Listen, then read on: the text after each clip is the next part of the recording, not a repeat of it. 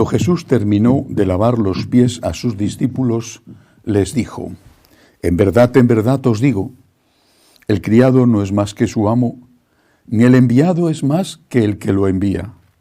Puesto que sabéis esto, dichosos vosotros si lo ponéis en práctica. No lo digo por todos vosotros, yo sé bien a quienes he elegido, pero tiene que cumplirse la Escritura: el que compartía mi pan me ha traicionado. Os lo digo ahora, antes de que suceda, para que cuando suceda creáis que yo soy.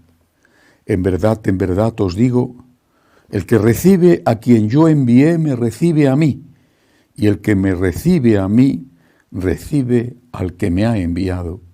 Palabra del Señor. Gloria a ti, Señor Jesús. Este fragmento de San Juan está sacado del relato de la Última Cena. Quisiera aprovechar para hacer una reflexión sobre el sacerdocio, porque en esa Última Cena se instituye la Eucaristía y unida a ella el sacerdocio, y para hacer una reflexión sobre el trato dado a los sacerdotes. Termina el Señor diciendo: el que recibe a quien yo envíe, me recibe a mí. Y el que me recibe a mí, recibe al que me ha enviado. ¿Son conscientes los católicos practicantes, no los paganos bautizados? ¿Son conscientes los católicos practicantes de que el sacerdote es un enviado de Jesucristo y que el que le recibe al sacerdote recibe al propio Cristo y recibe al que ha enviado a Cristo, a Dios Padre Todopoderoso? La figura del sacerdote, la imagen del sacerdote, la misión del sacerdote, está profundamente desacreditada. Es verdad que ha contribuido a ese descrédito el pecado cometido por algunos, muchos, aunque un porcentaje pequeño del total, muchos sacerdotes. Me refiero al tema de la pederastia. Eso ha existido y eso, aireado por los medios de comunicación, ha dado una imagen generalizada y falsa de los sacerdotes. Recientemente salían unas estadísticas en España que decían que de 1.500 casos de abusos sexuales ante la justicia española en este momento, solo 86 estaban referidos a sacerdotes. Demasiados, no tenía que haber ninguno, pero el porcentaje era realmente pequeño. Lo que importa, sin embargo, para los medios de comunicación es presentar al sacerdote como sinónimo de abusador. No ha sido casualidad, es muy premeditada esta presentación, esta identificación del sacerdote con el abusador. Esto seguro que ha hecho mucho daño en la imagen que se tiene del sacerdote en la sociedad. Además, por supuesto, están otras cosas, y no solamente el caso de abusos a menores, donde los sacerdotes han cometido, no digo ya delitos, pero sí cosas que no tenían que haber hecho, sobre todo falta de dedicación, no ser fieles a lo que tenían que ser, y no solo en el campo de la castidad, sino en el campo de la enseñanza. Pero el sacerdote es un enviado de Jesucristo y tiene que ser tratado con ese mismo respeto, con ese mismo cariño, con ese mismo cuidado. Una comunidad que no valora, que no cuida a su sacerdote, lo va a perder.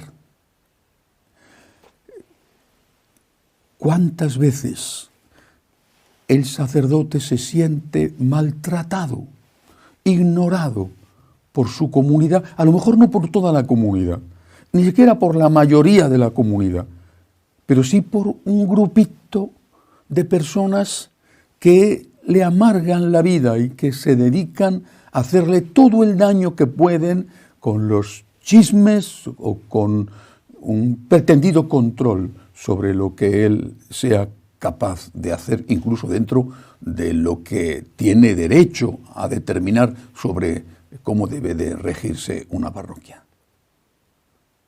El sacerdote es un enviado de Jesucristo. Tiene que ser tratado como tal, tiene que ser cuidado, amado, atendido incluso en sus necesidades económicas, como se trataría y se cuidaría al propio Cristo. Si no hay sacerdotes, mucho menos va a haber si no se les trata bien, si no se les cuida, si no se les respeta, si la comunidad no ve en el sacerdote a ese alter Christus, a ese otro Cristo. Ni siquiera el propio sacerdote se dará cuenta de la extraordinaria importancia de su labor, que consiste ante todo y sobre todo en la celebración de la Eucaristía. Ahora bien, no solamente hay que decir esto a la comunidad sobre el sacerdote, sino también hay que hablarle al sacerdote sobre su misión. En este fragmento del Evangelio de Juan, antes de leer estas últimas palabras, he leído otras en las cuales el apóstol, el evangelista, dice, habla de Judas, dice, yo sé bien a quienes he elegido, pero tiene que cumplirse la Escritura, el que compartía mi pan me ha traicionado. Es decir, hay sacerdotes fieles a Jesucristo, a los que la comunidad tiene que querer, tiene que cuidar en todos los aspectos, también en el aspecto económico. El sacerdote nunca debería estar preocupado por el dinero, y muchas veces tiene que hacerlo, porque si no, no logra pagar los gastos de la parroquia o no logra llevar una vida digna, y no me refiero a una vida lujosa. Pero también entonces, entre los 12, hubo un traidor.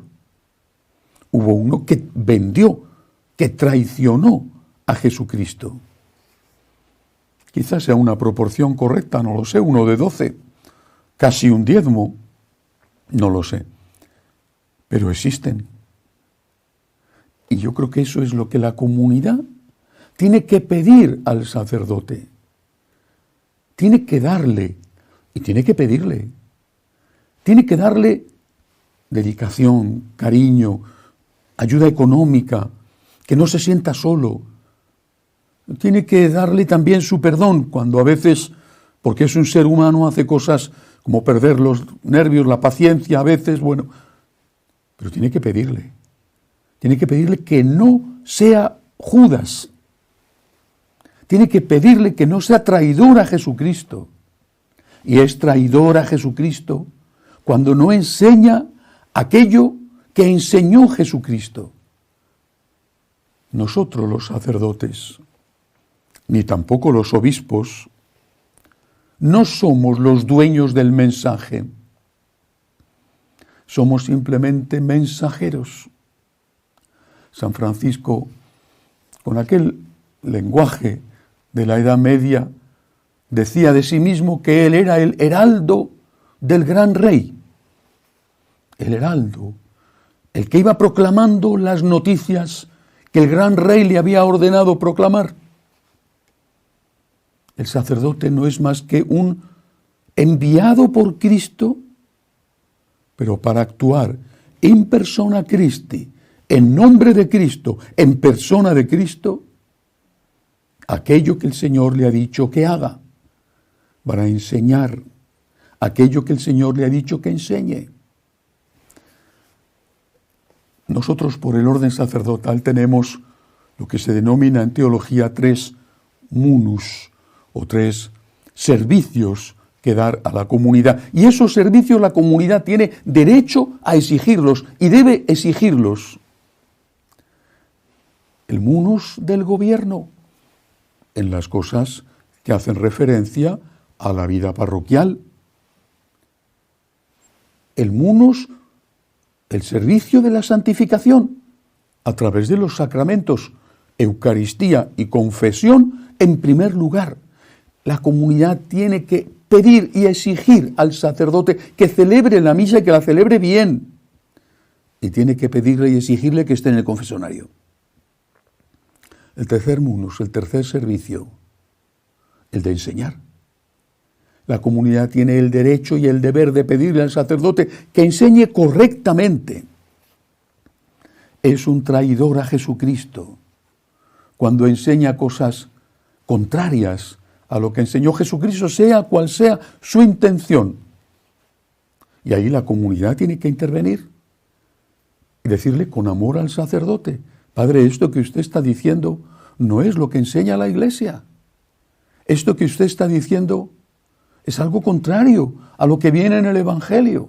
O esta forma de celebrar la misa, Padre, es algo que está en contra de lo que la Iglesia manda para celebrar la Santa Misa. Hay sacerdotes, por ejemplo, que modifican la fórmula de la consagración. Esa consagración deja de ser válida, porque esa fórmula no se puede emplear. La comunidad tiene derecho a que el sacerdote celebre bien la misa. Tiene derecho a que el sacerdote se ponga a confesar. Tiene derecho a que el sacerdote enseñe la recta doctrina.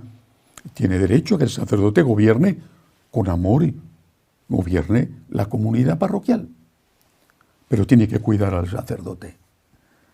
Si no, no se trata al sacerdote como lo que es el enviado de Jesucristo, aquel que debe de recibir el cariño y el cuidado que recibiría el propio Cristo si estuviera allí presente.